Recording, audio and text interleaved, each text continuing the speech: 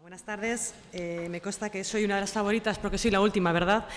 Vamos fuera de horario, entonces contaba con que iba a pasar esto y es que muchas de las cosas que yo quería contar ya se han contado. Eso es bueno, ¿no? Eso quiere decir que vamos todos un poco en la misma línea, pero un poco por justificar que he venido voy a intentar ser muy breve y contar algunas cosillas. Como organización siempre digo algo, ¿no? Bueno, pues quiero recordaros que a la puerta hay una bandejita para que dejéis vuestra hojita de evaluación y de preguntas, que para nosotros sería muy importante conocer qué es lo que os ha gustado y propuestas de cambio para ocasiones futuras. Y tampoco me quería marchar, que antes no lo hice, sin agradecer personalmente al Dr. Mollenhauer su implicación y trabajo para que estemos físicamente en La Princesa el día de hoy. Gracias. Bueno, lo dije antes, insisto. El por qué estamos aquí hoy es porque hay un grupo de profesionales que llevan años juntándose mensualmente en FEAS Madrid, porque era FEAS Madrid antes, intentando buscar estrategias, herramientas, métodos de trabajo para mejorar la atención a las personas con una discapacidad intelectual y problemas de conducta o enfermedad mental. Yo únicamente soy la portavoz hoy, no voy a decir nada como Laura Galindo, sino que lo voy a hacer como responsable o coordinadora o portavoz de ese grupo. Para bien o para mal, eso es una responsabilidad para mí importante, por si acaso no lo hago todo lo bien que debería. ¿Y qué nos encontramos? Nos encontramos que ha salido, por eso voy a ir súper rápido, con la prevalencia, la alta prevalencia de personas con enfermedad mental y discapacidad intelectual. Nos encontramos con las dificultades en el día a día para evaluar y para intervenir con esta población y nos encontramos con las consecuencias que tiene esta situación. Prevalencia, ni lo nombro porque se ha dicho en varias ocasiones a lo largo del día, además FEAS en su día editó diferentes manuales con estudios que lo corroboran. Dificultades para la evaluación e intervención, lo dije también antes en mi intervención, el diagnóstico eclipsado, que ya Reis en el 82 lo nombra, ¿no? El explicar la contribución de las alteraciones de la conducta a la propia condición de persona con discapacidad que enmascara un proceso psiquiátrico subyacente. Las dificultades de comunicación que pueden tener algunas personas con discapacidad intelectual para expresar sus emociones, sintomatología o pensamiento, diferentes pruebas de diagnóstico que estén adaptadas y avaladas para personas con discapacidad intelectual, la falta de formación específica de profesionales, tanto del ámbito sanitario como del ámbito social, limitación de recursos en los centros de atención específica, con unos ratios que dificultan mucho una adecuada intervención y la falta de equipos multidisciplinares. Antes hablaba con Abelardo que le sorprendía incluso cómo en el mundo de la discapacidad no existían colectivos multidisciplinares fundamentales, ¿no? para abordar esta problemática. Y la difusión que existe entre las responsabilidades de lo social y lo sanitario, ¿no? Todos conocimos esta fase de es mío, es tuyo. Consecuencias que tiene esta problemática. Consecuencia para la persona con discapacidad intelectual o de desarrollo porque tiene intervenciones o tratamientos inadecuados. Dicho todo a lo largo del día, sobre medicación, tratamientos muy prolongados en el tiempo, mal ajustados, aparecen otros problemas de salud, efectos secundarios, etc. Para la familia, bueno, yo creo que mis compañeras del área de familia podrían contar muchas historias al respecto, ¿no? La sobrecarga y sufrimiento para las familias es tremendo, un continuo peregrinaje por los diferentes recursos más o menos adecuados, el coste económico para ellos, aparte del emocional y el factores estresantes. Para los profesionales que como tal sentimos mucha impotencia y sobrecarga y soledad para poder abordar y trabajar este tipo de situaciones y problemáticas, y también para la administración, ¿no? Porque llaman a la puerta casos urgentes, dramáticos en muchas ocasiones, que son difíciles de encajar en los recursos existentes. Dado que acababa el Plan de Salud Mental de la Comunidad de Madrid el año pasado, en 2014, como grupo nos planteamos que queríamos hacer algo diferente, ¿no? Ya hemos acabado el manual, habíamos pensado en hacer estas jornadas, pero queríamos conocer no únicamente como grupo, sino qué estaba pasando fuera de este grupo y qué percepción existía en la atención a las personas con discapacidad intelectual en los centros de salud. Estos datos que voy a presentar es la percepción que se tienen las personas con discapacidad, familiares y profesionales. No se ve muy bien a lo mejor, ¿no? Bueno, personas con discapacidad han contestado 101, frente a familias que contestaron 134, diferenciamos porque nos parecían que es diferente los recursos, que sean mayores o menores de 18 años, familiares de personas con discapacidad. En las personas con discapacidad la mayoría nos dicen que no saben cuál es su diagnóstico, que es lo que pone en su certificado. En el caso de los familiares, únicamente el 15% de las familias dicen que en su certificado, en el de su familiar, aparece un diagnóstico de enfermedad mental y o problemas de conducta.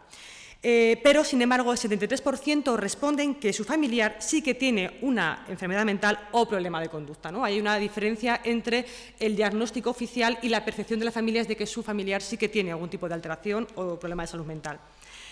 La patología más frecuente de personas con discapacidad, ellos dicen que problemas de conductas, con una clara diferencia, seguido de depresión, psicosis, esquizofrenia y ansiedad. En los familiares, en menores de 18 años, trastorno por déficit de atención y hiperactividad, seguido de problemas de conducta, y mayores de 18 años, problemas de conducta y seguido de ansiedad. El uso de recursos de salud mental, las personas con discapacidad dicen que han acudido en un 45% frente a un 48% que dicen que no han acudido nunca. Sin embargo, en familiares, el 70% dicen que sí han acudido alguna vez a un servicio de salud mental durante su infancia y que el 85% utilizan algún servicio para mejorar su salud mental. Con este dato y con el siguiente, cuando habla de tipo de recursos, donde en familiares, por ejemplo, hablan de que el 70% han acudido a algún recurso de psiquiatría, se corrobora lo que decía esta mañana Guillermo Petersen, ¿no? de que las personas con discapacidad intelectual sí que hacen un uso importante de recursos de salud mental de la comunidad. Como veis, el uso de psiquiatría, de salud mental ordinario es bastante elevado. En la calidad de la atención, el 89% de las personas con discapacidad valoran la atención en salud mental como buena. Y en el caso de las familias, los menores de 18 años, familiares cuyos hijos, la mayoría de los casos, son menores de 18 años, dicen que el 26% han tenido una atención muy buena o buena y un 31% regular o mala. Los padres de mayores de 18 años son un poquito más positivos, o quizás ese proceso de resiliencia, ¿no? Hace que valoren con un 55% una atención muy buena y buena frente a un 27% que es regular o mala. Propuestas de mejora y SEMSI a gente con discapacidad no se les pregunta, y a familiares, pues hablan como propuestas de mejora, formación y capacitación, aumentar el tiempo de atención y habilidades de comunicación y colaboración. El 65% de las familias no conocen lo que está en SEMSI y el 35% que sí han acudido a él por motivos de problemas psiquiátricos u otro tipo de consultas. También preguntamos a profesionales, pero no hago la comparativa porque una persona con discapacidad responde por sí mismo, el familiar ha respondido por su familiar, pero el profesional responde en base a su percepción global en el centro. Por eso lo he puesto en un cuadro diferente. Responde en 101 personas, de ocupacionales la mayoría, luego centro de día y residencia. Hablan de una patología muy alta, de un 86% de trastornos de conducta, seguido de ansiedad, depresión, psicosis y bipolar. El 91% indican que los usuarios sí que acuden a recursos de salud mental, de nuevo un dato muy alto. La gran mayoría psiquiatría y salud mental, seguido de servicios hospitalarios, neuropsicología, SEMSI y psiquiatra privado. Como propuesta de mejoras hablan de formación, de nuevo, adaptaciones y habilidades de comunicación. Y respecto al SEMSI, el 75% de los centros sí que han derivado, profesionales, sí que han derivado en algún caso al servicio de atención SEMSI por motivos de trastorno psiquiátrico, problemas de conducta, intervención familiar, cambio de recurso o asesoramiento a profesionales. Muy rápido, ¿verdad? Perdonad. Y esta es la parte quizás la más importante para mí, que es la de propuestas. Propuestas propuestas como grupo, propuestas como hasta aquí hemos llegado con esta jornada, vamos a ver qué se puede hacer ahora. Creo que lo fundamental ya ha salido, lo han contado muchas de las personas que están ahora, ¿no? que han hablado a lo largo del día, perdón. Pero yo sí quería destacar que no partimos de cero. La Comunidad de Madrid, en el Plan de Salud Mental, y no todas las comunidades lo han hecho, aquí hay gente además de otras comunidades diferentes que lo pueden decir. En el caso de Madrid sí contempló ya en el Plan de Salud Mental una necesidad de intervención para esta población. Reconoce en su plan reconoce la complejidad que entraña el diagnóstico de trastorno mental en personas con discapacidad intelectual, lo que requiere de una especialización y un entrenamiento específico, y para ello pone en marcha un SEMSI, ¿no? Ahí hay un reconocimiento de una necesidad específica. Además hace una descripción que antes esta mañana fue, sí, cuando al hablar del SEMSI se detalló y realmente hay una definición bastante buena del SEMSI. Pero también el plan de discapacidad de la Comunidad de Madrid, el plan de acción también contempla, también recoge la necesidad del SEMSI, ¿no? y habla como un objetivo el consolidar el SEMSI como un equipo móvil de apoyo a los centros. Tanto salud mental como servicios sociales contempla el SEMSDI como una necesidad y como un recurso importante que implica el movimiento, ¿no? Que el recurso se traslada a los centros para dar la mejor atención. Y tampoco partimos de cero porque está el grupo de salud mental, ese fantástico grupo que todo el día hemos nombrado, ¿no? Porque vela por las necesidades de este colectivo y reúne organización de movimiento asociativo y otras especializaciones en problemas de comportamiento. Es un grupo que no es únicamente de Plena Inclusión Madrid, sino que hay entidades, como habéis visto a lo largo del día, que son ajenas y que colaboran y participan en este grupo.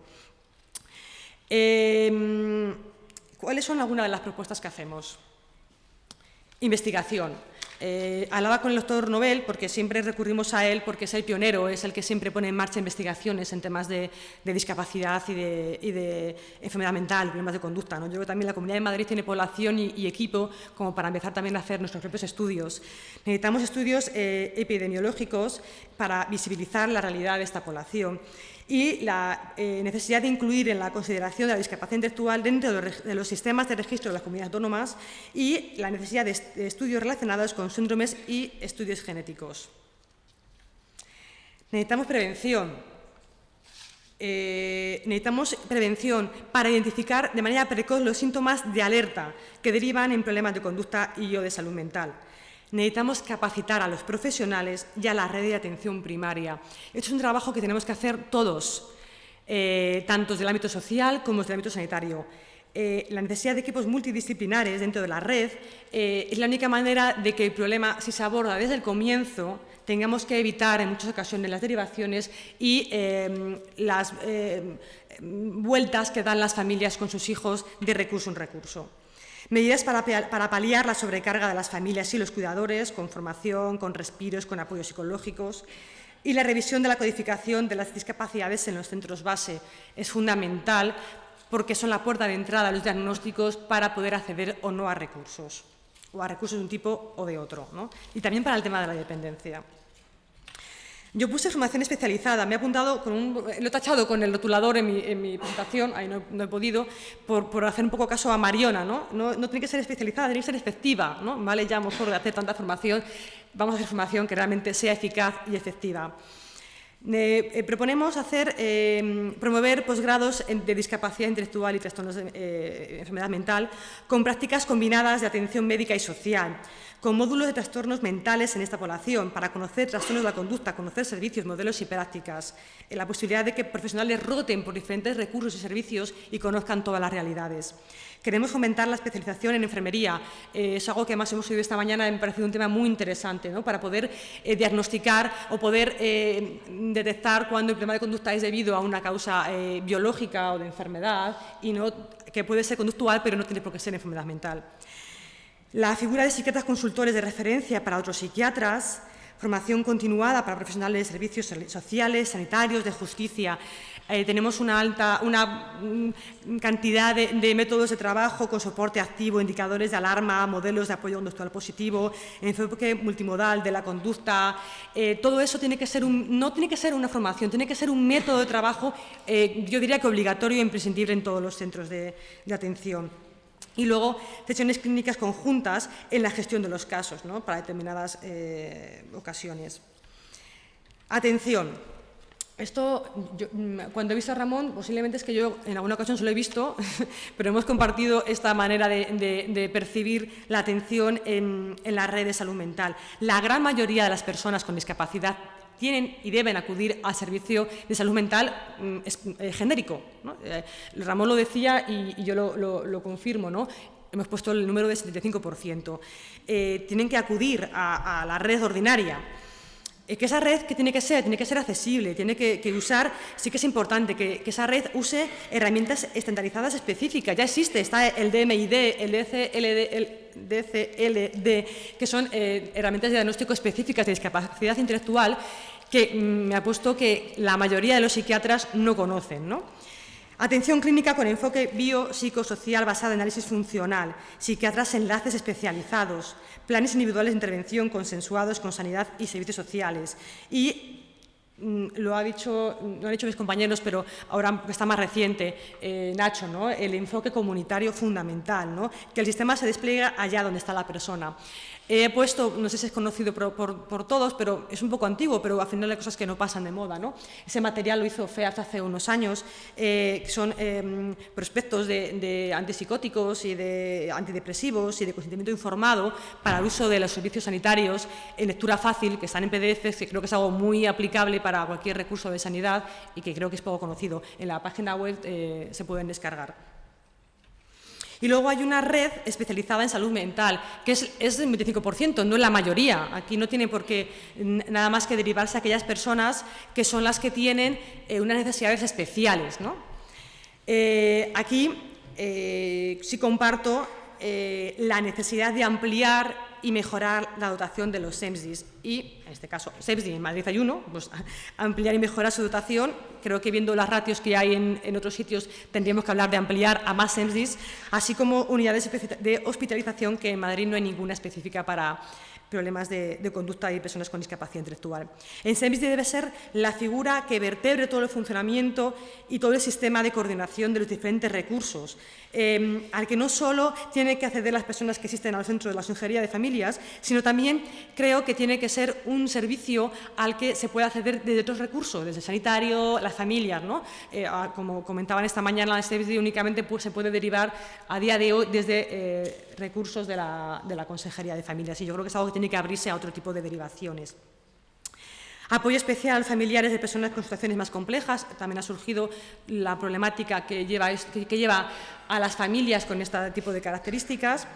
Planes específicos para, también salió a lo largo del día, para inteligencia límite, menores, envejecimiento y colectivos de especial vulnerabilidad. El tema de inteligencia límite salió con Ramón esta mañana, con Funprodami, con Dien, bueno, en diferentes momentos ha salido. Me ha llamado mucho la atención también el dato de Eduardo, ¿no? de la cantidad de personas que pasan directamente de educativos a recursos de problemas de conducta. Creo que ahí, bueno, me parece como para pararnos a pensar sobre ello. El enfoque debe ser comunitario, como decía antes, y centrado en la persona. El gestor de casos, figura que también apareció esta mañana como ese enlace que acompaña al caso, porque lo primero tiene que ser la persona y los recursos tienen que adaptarse, tienen que buscarse en función de la persona. No tenemos que adaptar a la persona al recurso, sino el recurso tiene que adaptarse a la persona. Tiene que ser la persona el eje del cambio, ¿no? Y en cuanto a la red de servicios sociales, bueno, pues el tema del precio plaza de discapacidad intelectual y problemas de conducta o enfermedad mental en todo tipo de centros y servicios. A ver, al respecto, Eduardo hablaba de la eficacia de los recursos específicos de problemas de conducta, y eso es algo que es inevitable, es incuestionable, ¿no? Los datos lo dicen y el que está al día a día lo sabe. Pero yo quiero, dado que estamos hablando de propuestas de futuro, lanzar, como bien decía Nacho, ese mensaje de empezar a pensar en entornos más comunitarios, espacios más pequeños de plazas, crear servicios lo más parecidos a hogares, a entornos mucho más cómodos para la persona, para que bueno, pues realmente no se conviertan en grandes centros, de nuevo, donde el cartel que les etiquete sea de problemas de conducta, ¿no? Porque luego las dificultades para el retorno a la red es mucho mayor. Y lo último, y yo creo que lo que se ha repetido continuamente a lo largo de toda la jornada, ¿no? La necesidad de la coordinación sociosanitaria e interinstitucional. Quizás no sea la parte más formal, quizás no se ha dicho, bueno, sí se ha dicho, pero para mí el mayor éxito de estas jornadas ha sido cuando, de manera informal, en el café, en la comida, en el pasillo, los diferentes agentes que hemos estado aquí presentes en estas jornadas, hemos dicho, opinamos todos lo mismo o parecido, sentémonos y busquemos la manera de trabajar mejor. Bueno, pues si realmente conseguimos sentarnos y trabajar de una manera mejor, creo que ya hemos generado un gran cambio, ¿no? Pero lo que queremos un poco es trabajar en esta línea, en esta coordinación. Sería un poco lo que Ramón lo nombraba como el GET, ¿no? Grupo de Estudio de Derivación, ¿no? Esa gestión social y sanitario para trabajar planes integrales de la persona, ¿no?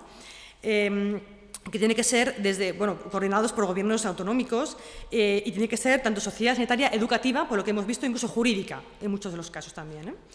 La inclusión en los sistemas de información social y sanitarios del currículum personal. Yo lo llamo currículum personal, Gema y yo lo hemos llamado así, creemos que Mariona lo llama pasaporte de salud, ¿no? Ese concepto de que la persona con discapacidad tiene como un resumen de su historia como persona y de sus características de salud que sea compartido por todos los recursos como un pasaporte de entrada, ¿no? Que pueda facilitar todo el tema de gestión cuando vaya a un recurso o a otro.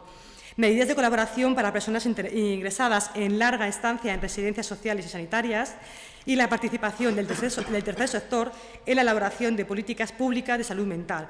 Un ejemplo, pues el próximo plan de salud mental o el próximo plan de acción de la discapacidad. Bueno, Ramón nos ha dado algunos puntos claves para la intervención del cuidado basado en la evidencia que yo creo que nos puede ayudar un poco a mejorar o a generar un sistema de coordinación sociosanitaria. Por mi parte, nada más. Muchas gracias a todos por su asistencia y espero que haya una siguiente fase de estas jornadas. Gracias.